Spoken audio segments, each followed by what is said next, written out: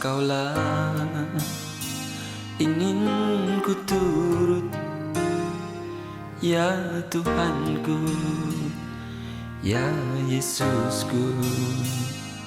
Karena semua dosa-dosaku Kau tebus dengan darah-Mu.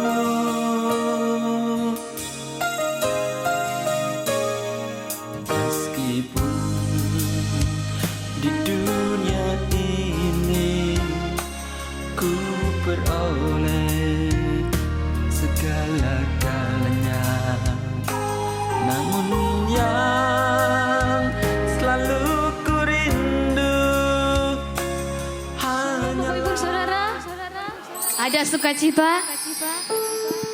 Puji Tuhan, kita bisa berkumpul kembali dalam ibadah ini semuanya karena kasih anugerah Tuhan. Mari kita bersatu di dalam doa. Kami mengucap syukur Tuhan buat kasih-Mu. Kami ada sampai hari ini Tuhan semuanya karena Engkau. Kami mau datang kepadamu Tuhan. Kami mau ucapkan syukur kami kepadamu. Tuhan, penuhi kami dengan roh-Mu. Tuhan, urapi kami. Terima kasih Tuhan Yesus. Kami buka ibadah ini di dalam nama anak-Mu Tuhan Yesus. Haleluya. Amin. Saya undang Bapak Ibu Saudara bangkit berdiri. Kita mau memuji Tuhan. Kita mau katakan bahwa Tuhanlah kekuatan dan mazmur kita.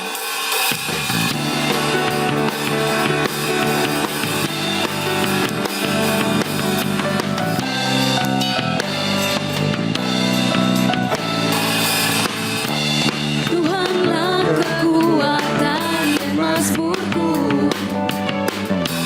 Dia gunung batu dan keselamatanku. Hanya padamu hatiku percaya. Kaulah menara dan kota perlindungan.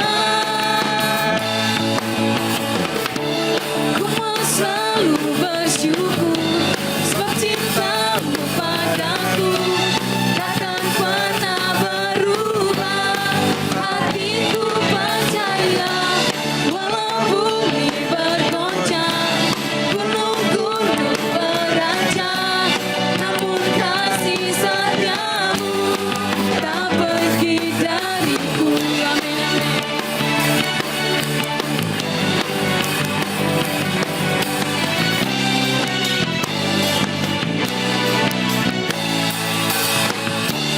Tuhanlah kekuatan dan mazmurku.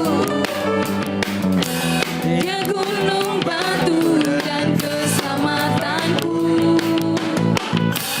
Hanya padamu hatiku percaya.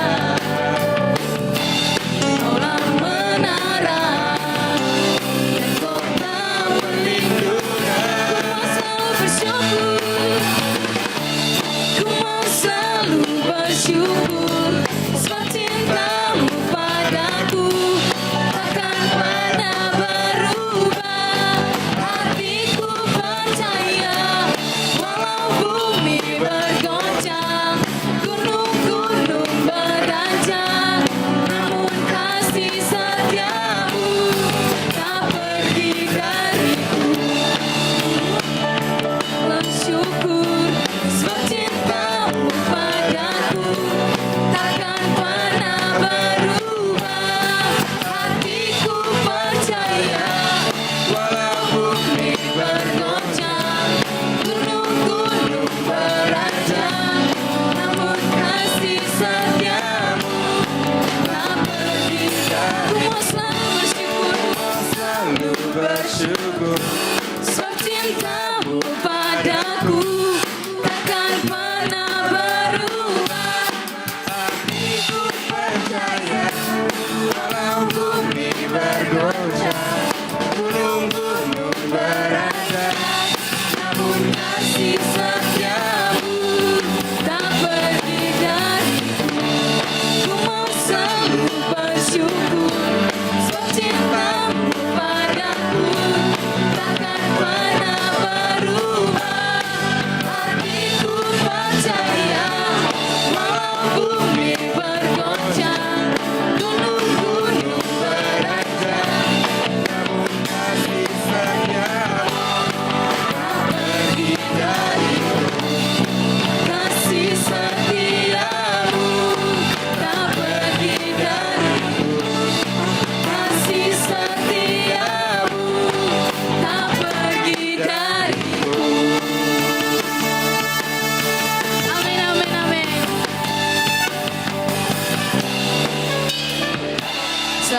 Bapak Ibu Saudara. Tiba saatnya kita akan mendengarkan firman Tuhan. Tuhan bilang kita bukan hanya sebagai pendengar saja, tapi Tuhan bilang kita lakukan firman-Nya. Kita teduhkan hati kita. Kita siapkan hati kita untuk diisi oleh kebenaran firman Tuhan. Kita katakan, aku mengasihimu Tuhan. Aku mengasihimu Yesus.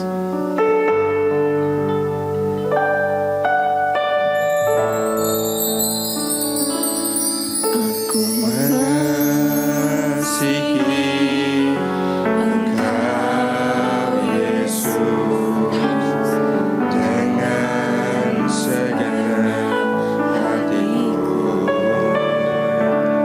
Aku mengasihi Engkau Yesus dengan segenap jiwaku. Ku renungkan firman-Mu siang dan malam. Ku pegang perintah-Mu dan ku lakukan. Engkau tahu ya Tuhan, tujuan hidupku hanyalah untuk menyenangkan hati-Mu. Sama-sama kita katakan, aku mengasihi-Mu Tuhan. Aku Mengasihi Engkau Yesus dengan segenap hatiku. Aku mengasihi Engkau Yesus dengan segenap jiwaku. Ku renungkan firman-Mu siang dan malam. Ku pegang perintah-Mu dan ku lakukan. Engkau tahu ya Tuhan, tujuan hidupku hanyalah untuk menyenangkan hati-Mu.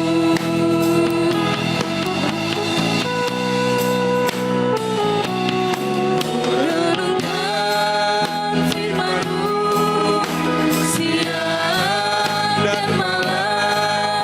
Ku pegang perintah-Mu dan ku lakukan. Engkau tahu ya Tuhan, tujuan hidupku hanyalah untuk menyenangkan hati-Mu. Ku renungkan. Saya serahkan kepada Bapak. Mari kita bersatu di dalam doa. Kami umat-Mu mengucap syukur kepada-Mu Tuhan. Pada hari ini Engkau memberikan kami kesempatan bersama-sama dengan saudara-saudara kami seiman di rumah kami masing-masing untuk beribadah. Engkau omnipresent, Engkau hadir dimanapun kami berada. Bahkan Engkau masuk ke dalam hati kami, memberikan ketenangan, memberikan kekuatan, memberkati seluruh umat-Mu, seluruh pelayan-pelayan-Mu, sehingga terlaksananya ibadah online ini. Baik pemain musik, pemuji, dan semua perkakas yang digunakan, biar kiranya dikuduskan. Dan biar juga Tuhan segala puji, hormat, sembah kami naik ke hadapan hadirat-Mu dan menyenangkan hati-Mu. Saatnya kami mau duduk diam, saatnya Engkau yang berbicara bagi kami. Firman-Mu adalah kebenaran, firman yang mengubahkan, firman yang membuka jalan, firman yang menyembuhkan, firman yang memberikan kekuatan, sebab firman itu adalah Engkau sendiri. Dan hamba-Mu ini Tuhan, hamba-Mu yang kecil dan hanya juru bicara-Mu saja. Oleh sebab itu teruslah dalam pengurapan-Mu. Apa yang menjadi isi hati-Mu, tidak lebih dan tidak kurang, adalah agar kami bersuka cita di dalam Engkau. Di dalam nama Tuhan Yesus Kristus, berfirmanlah Tuhan, dan kami umat-Mu yang siap untuk diberkati oleh firman Tuhan. Bersama-sama kita katakan amin. Bapak Ibu saudara-saudara yang dikasihi oleh Tuhan, selamat berjumpa kembali. Tetap pakai masker, ya, tetap prokes kita jaga, dan untuk kita tentunya agar kita tetap lebih sehat, bukan? Walaupun sekarang sudah lebih longgar gitu ya, sudah lebih banyak acara-acara tatap muka, tapi apa salahnya kalau kita tetap pakai masker, kita jaga kesehatan, oke? Dan tentunya saya sangat senang kita bisa bersama-sama, berharap kita tetap kuat, tetap semangat, karena Tuhan bersama dengan kita memberikan kita kekuatan selama kita di dalam dunia ini, sampai saatnya kita bertemu dengan Dia dan tinggal dalam keabadian tentunya. Bapak Ibu saudara-saudara, banyak sekali kita juga bahkan dalam firman ini menyebutkan, aku melihat ketidakadilan, aku melihat keadilan dan kejahatan berlaku terbalik. Sampai seperti itu ya. Nah, mungkin juga hal itu bisa kita alami secara pribadi. Bukan hal itu merasa begitu menyesakan kita. Bukan hal itu juga bisa membuat kita jadi panik. Sempat kita juga membahas bagaimana Tuhan menyuruh kita menjadi tenang, bukan? Bagaimana Tuhan menyuruh kita untuk tetap berdoa, bukan? Nah, pada hari ini kita akan membahas lebih dalam, tapi untuk hal yang berbeda, bahwa kita ketika kita melihat sesuatu, bahkan mungkin kita merasakan itu seakan-akan kita dirugikan, seakan-akan kita disakiti, seakan-akan kok ketidakadilan ada sama kita, atau kita merasa aku nggak berbuat jahat sama dia, tapi kenapa dia berbuat jahat sama aku? Misalnya begitu ya. Nah, ini juga hal seperti ini bisa mengganggu dalam batin, dalam iman, dalam perjalanan. Nah, itu sebabnya hari ini kita akan bersama-sama merenungkan bahwa sesungguhnya Dia adalah hakim. Dia adalah Allah yang bisa menentukan. Gak usah kita membela, Dia yang akan melakukannya bagi kita. Nah, kita akan baca dalam Hakim-Hakim pasal yang ke-11 sebagai ayat yang pertama. Hakim-Hakim pasal yang ke-11 ayat yang ke-27.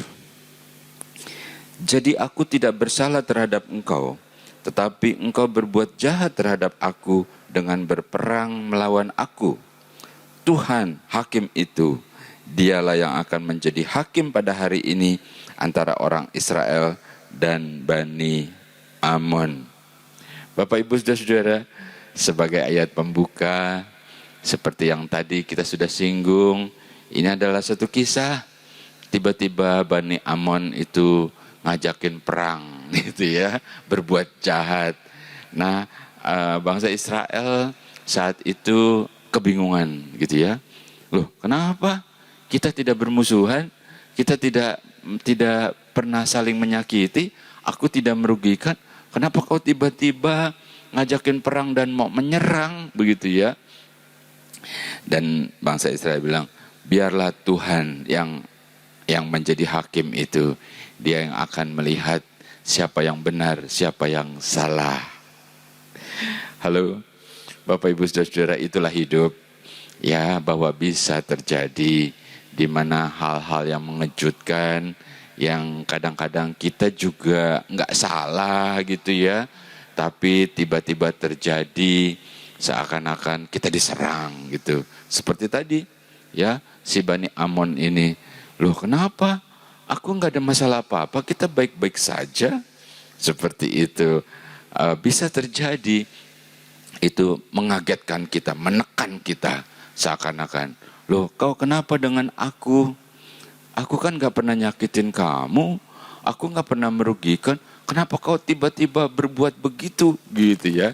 Atau dalam bisnis juga bisa terjadi ya, sesama teman bisnis ya, makan bareng, ngobrol bareng, ngopi bareng di coffee house sambil ketawa-ketawa. Tiba-tibanya dia tikung order kita misalkan gitu ya. Kaget, loh kenapa begini? Apa masalahnya? Apa salahku? Kita baik-baik saja gitu ya, bisa kaget tuh kan. Nah teman sesama teman juga bisa. Bahkan di dalam satu rumah tangga, suami dan istri juga bisa loh. Bapak Ibu Saudara, kalau tidak satu iman, satu pengharapan dan satu kasih, atau kurang komunikasi, bisa terjadi kaget. Loh, kenapa dia bertindak begitu? Kenapa tidak diskusikan dulu dengan aku? Kenapa tidak berkomunikasi dulu? Kok tiba-tiba potong kompas? Gitu ya. Halo, masih banyak lagi ya. Masih banyak lagi hal-hal yang membuat kaget, yang seakan-akan kita itu nggak terima. Gitu ya, nggak terima.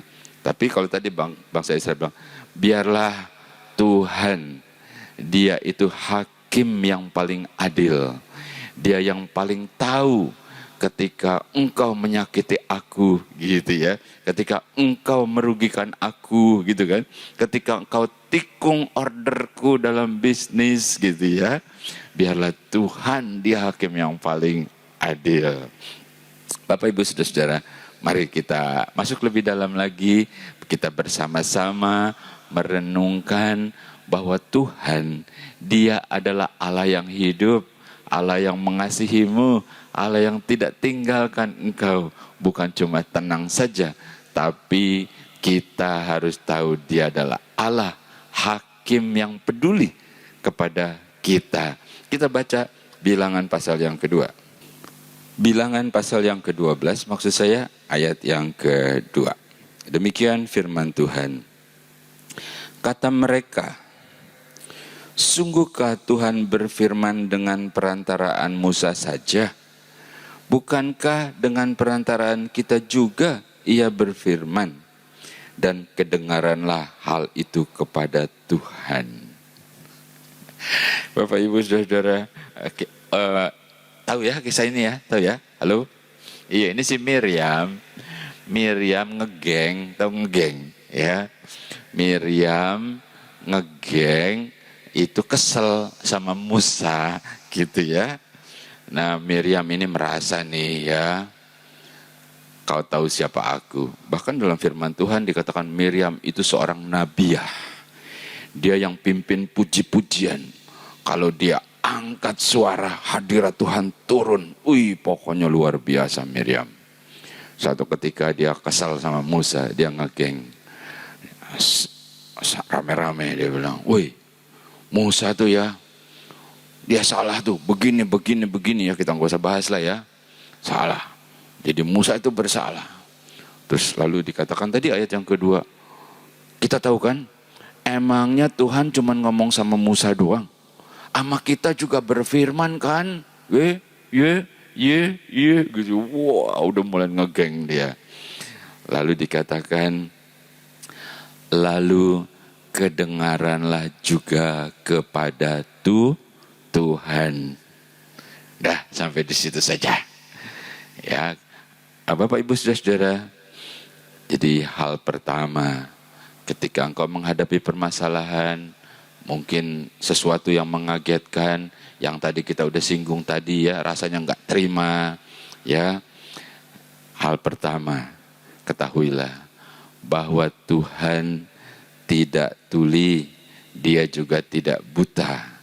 Dalam hal tadi dikatakan, maka kedengaranlah kepada Tuhan. Jadi artinya Tuhan itu tahu, Tuhan itu dengar permasalahan kita, persoalan di mana kita disakiti, di mana kita merasa nggak terima, di mana kita merasa kenapa kau berbuat begitu kepadaku, menyerang aku. Kayaknya mau teriak sama siapa. Dan ternyata Tuhan itu peduli. Dia itu dengar. Dikatakan kan, maka kedengaranlah kepada Tuhan waktu musuhmu, istilahnya ya, sedang merancangkan yang jahat terhadap engkau. Dan Tuhan sudah tahu di sana. Dengarlah dia. Dan kalau tadi kita baca selanjutnya, Tuhan membela kepada Musa. Itu sebabnya jangan cepat berkecil hati. Halo. Kalau engkau menghadapi sesuatu, ya ini kan masih panjang nih tahun 2022. Who knows apa yang akan terjadi? Kalangan bisnis kah? Yang kuliah, yang sekolah, pendidik, atau pegawai, karyawan, perusahaan, berbisnis, berdagang. Aku nggak tahu. Nggak jelas. Entah bagaimana. Sistemnya sudah berubah. Bapak Ibu saudara yang dikasih oleh Tuhan, hal pertama dikatakan dia hakim yang adil ketika menghadapi sesuatu yang menyakitkan hatimu. Dia hakim yang adil dan dia mendengar. Dia bukan Allah yang buta. Pemazmur bilang gini, dia yang menciptakan mata, masa dia tidak bisa melihat? Maksud Tuhan, dia yang menciptakan telinga kita, masa dia tidak bisa mendengar? Harusnya kita jadi kuat, bukan? Oh ya, yakinlah aku bahwa Tuhan yang Maha Kuasa, Allah yang aku sembah di dalam nama Yesus Kristus, dia adalah hakim yang adil yang akan membela kita. Kita lanjutkan lagi. Kita baca Kisah Rasul pasal yang kedua. Kisah Rasul pasal yang ke-12, mulai ayat yang ke-5. Demikian firman Tuhan. Demikianlah Petrus ditahan dalam penjara, tetapi jemaat dengan tekun mendoakannya kepada Allah. Pada malam sebelum Herodes hendak menghadapkannya kepada orang banyak, Petrus tidur di antara dua orang prajurit, terbelenggu dengan dua rantai. Selain itu prajurit-prajurit pengawal sedang berkawal di muka pintu. Tiba-tiba berdirilah seorang malaikat Tuhan dekat Petrus dan cahaya bersinar dalam ruangan itu. Malaikat itu menepuk Petrus untuk membangunkannya. Katanya, bangunlah segera. Maka gugurlah rantai itu dari tangan Petrus. Bapak Ibu sudah dikasih oleh Tuhan. Hal yang kedua yang kita baca adalah Petrus. Petrus itu dipenjara dan besok akan dihadapkan lalu akan dipenggal. Tetapi Petrus itu tidur, ya. Petrus tidur. Harusnya dia stres. Harusnya dia, ya nggak tahulah, mungkin mengumpat, marah-marah gitu ya. Aku nggak bersalah. Kenapa aku diperlakukan begini, begitu kali ya. Tapi Petrus tidur. Jadi begitu tenang, begitu yakin, begitu bisa menguasai diri. Dan jemaat berdoa. Ya, berdoa untuk Petrus. Dan Tuhan bukan cuma mendengar, dia mengerti hati dan pikiran. Walaupun mungkin kata-kata tidak keluar. Halo, kau pernah begitu? Ngalamin, aku udah gak bisa ngomong lagi Tuhan. Begitu ya dalam doa ya. Engkau berlutut di kamar, sendirian, anak-anakmu tidak ada, suamimu juga sedang pergi, ya kau sendiri mau teriak juga teriak sama siapa, rasanya begitu tertekan, rasanya begitu sakit gitu ya. Lalu engkau berdoa, ya engkau bilang sama Tuhan, engkau ceritakan segala sesuatunya, dan Tuhan itu mengerti hati dan pikiran. Walaupun mungkin kata-kata sudah tidak keluar lagi, ya. Ibu-ibu biasanya kalau sudah terlalu tertekan, kata-kata sudah tidak keluar. Yang keluar adalah apa? Halo? Iya, yang keluar itu cuma air mata, ya. Nah, itu kalau sudah begitu, ya itu Tuhan pasti dengar. Artinya sudah terlalu berat, terlalu pedih, ditahan-tahan gitu ya. Nah, jadi seperti itu. Dan Tuhan tahu, walaupun kata-katamu tidak bisa keluar, tapi Tuhan itu bisa menyelidiki sampai ke dasar hatimu, juga pikiranmu. Tuhan itu tahu. Nah, Petrus juga begitu. Ya, dia tidur dan jemaat berdoa. Dalam doa itu, lalu Allah turun untuk mengambil alih permasalahan itu. Begitu juga dengan kita. Ya, kita serahkan kepada Tuhan. Ya, kita berdoa dan Dia itu hakim yang adil yang akan memberikan kita kekuatan. Kalau tadi hakim yang adil itu akan bertindak karena dia tidak tuli, dia tidak buta. Kalau sekarang hakim yang adil itu yaitu Allah, dia itu bisa mengerti akan hati dan pikiran kita. Itu sebabnya tetaplah berdoa, ya. Ketika kita berdoa, kita percayakan kepada Tuhan dan Tuhan itu sanggup menyelidiki sampai hati dan pikiran kita, dan Dia tidak pernah kehabisan cara untuk menolongmu. Kalau Petrus ya, dalam kisah yang kita baca, dia tepuk aja, "Oi Petrus, bangunlah kau." Begitu dia tepuk, rantainya copot semua gitu ya. Jadi banyak hal Tuhan bisa tolong kita melalui cara apapun. Dia bisa, Dia sanggup, Dia lebih dari permasalahan kita. Jadi dalam hal menghadapi sesuatu yang kita lihat keadilan itu timpang, serahkan kepada Tuhan. Dia adalah hakim yang adil yang akan membela engkau. Kita lanjutkan lagi. Kita baca Kejadian pasal yang ke-16. Kejadian pasal yang ke-16 ayat yang ke-5, demikian firman Tuhan. Lalu berkatalah Sarai kepada Abram, "Penghinaan yang kuderita ini adalah tanggung jawabmu. Akulah yang memberikan hambaku ke pangkuanmu." Tetapi baru saja ia tahu bahwa ia mengandung, ia memandang rendah tentang aku. Tuhan kiranya yang menjadi hakim antara aku dan engkau. Halo, Bapak Ibu Saudara, ini keluarga, sebenarnya keluarga yang diberkati. Ini keluarga yang taat kepada Tuhan. Karena ini Abram dan Sarah, dan pada akhirnya Abram yang kita sebut adalah bapak orang percaya. Dan yang kita baca adalah pertengkaran ya antara suami dan istri. Ya, ketika terjadi sesuatu sudah sampai menua gitu ya. Terus belum juga ada keturunan. Abram pernah berdoa kepada Tuhan, "Ya Tuhan, Engkau sudah berkati aku berlimpah-limpah dari enggak punya apa-apa. Lihatlah asetku, kekayaanku, semuanya itu karena Engkau. Memang Engkau luar biasa. Tapi Tuhan, gimana nih umurku udah segini? Ntar habis itu siapa yang mau mewarisi? Apakah si Eliezer itu orang Aram, hambaku itu? Tapi bukankah Engkau berjanji?" Kata Tuhan, "Iya, kau lihat tuh bintang-bintang. Kau hitunglah sebanyak yang kau bisa hitung. Itulah keturunanmu." Masih gak percaya juga. Tuh ke pantai, kau lihat tuh pasir-pasir. Berapa banyak. Nanti keturunan.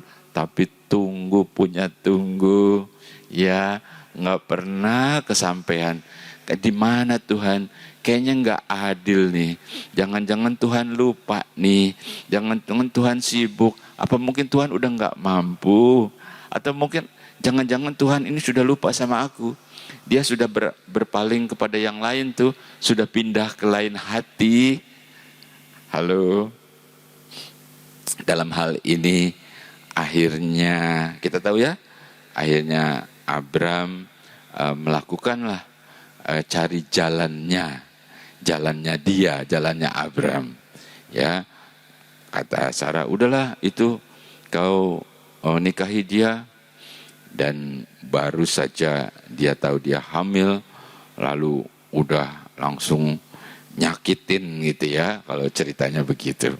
Sampai si Sarah, biar Tuhan yang jadi hakim nih, siapa yang salah nih antara suami dan istri ini. Gimana, kau pernah begitu?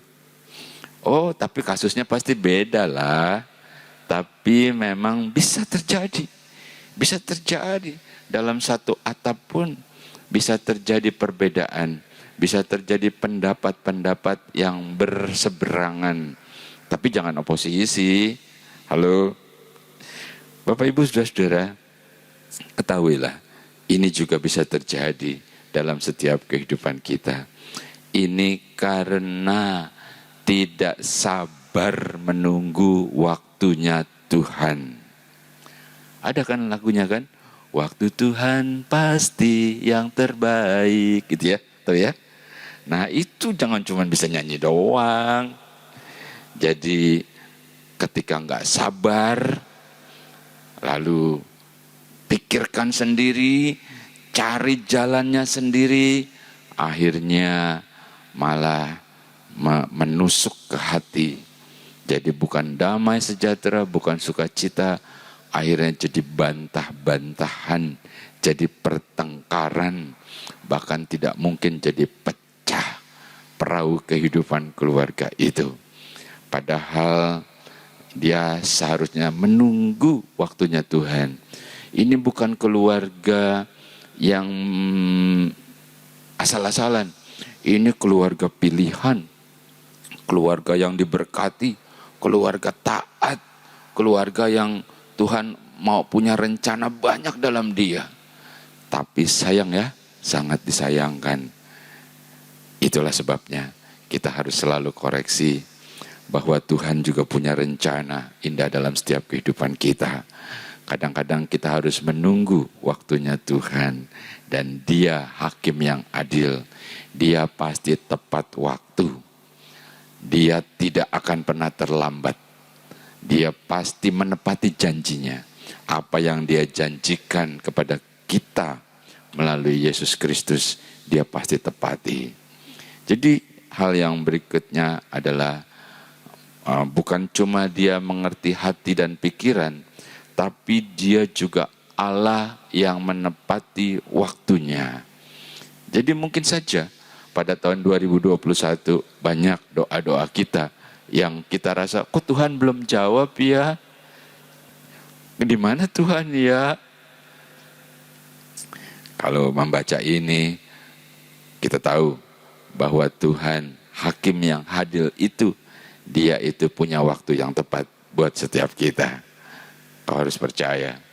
Seperti Daud bilang, bahkan sebelum aku lahir, aku masih di perut ibuku, Tuhan udah bikin rencana kepadaku.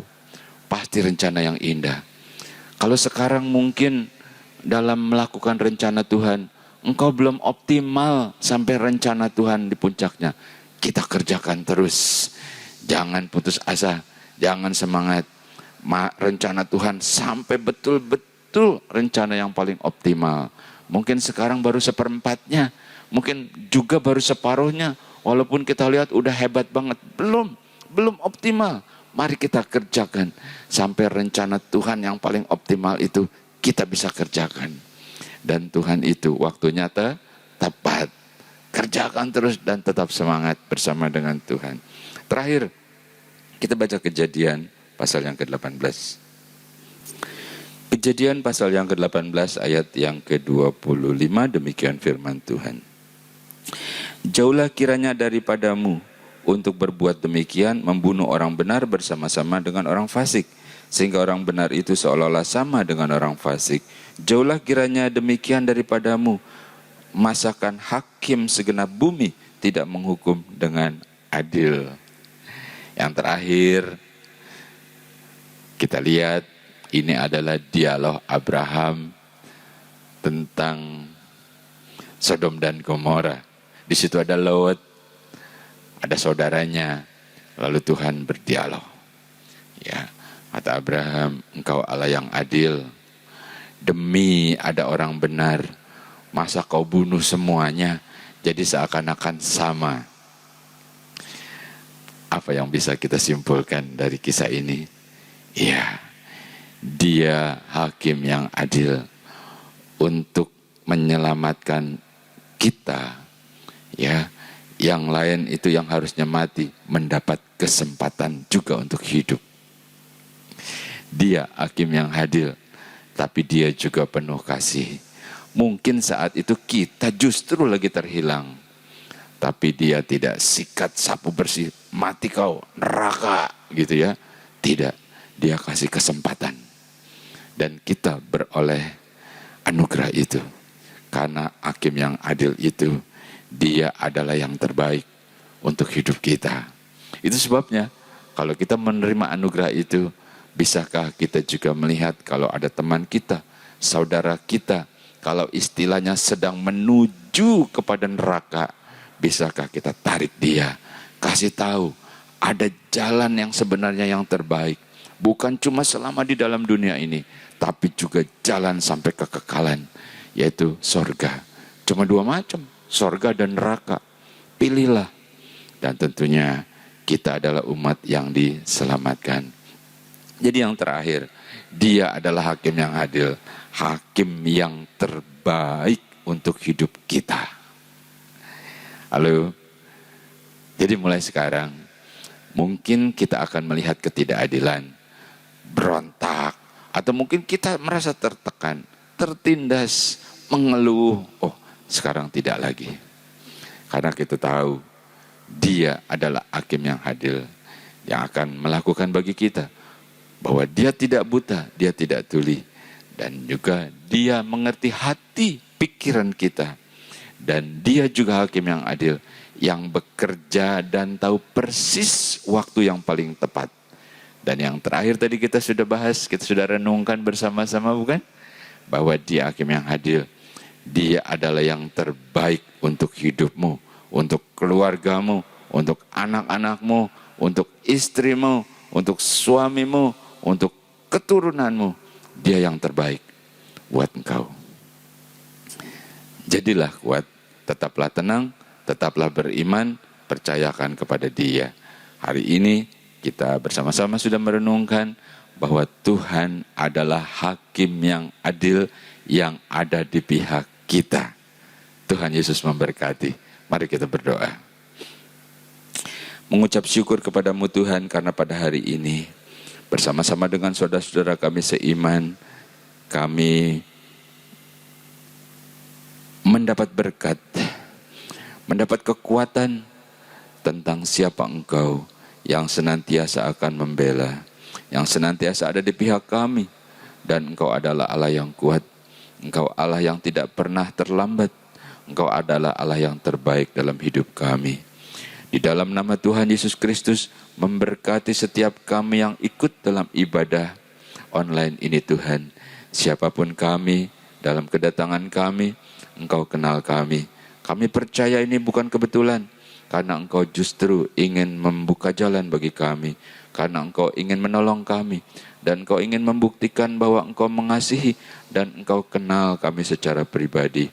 Di dalam nama Tuhan Yesus Kristus, memberkati setiap kami yang mengikuti ibadah ini Tuhan.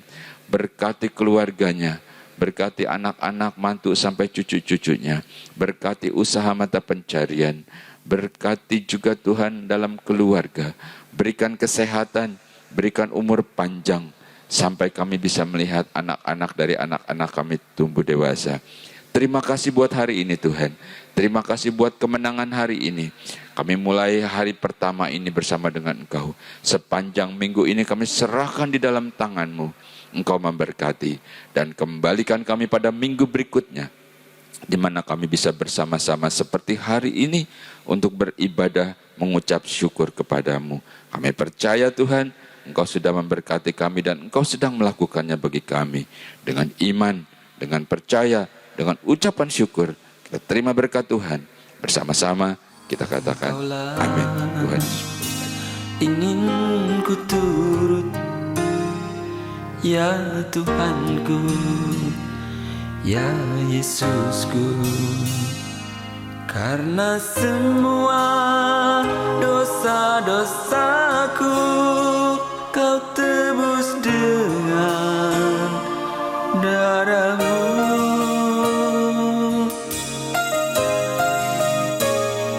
Meskipun di dunia ini ku peroleh segala-galanya, namun yang selalu ku rindu hanyalah kasih-Mu Tuhanku.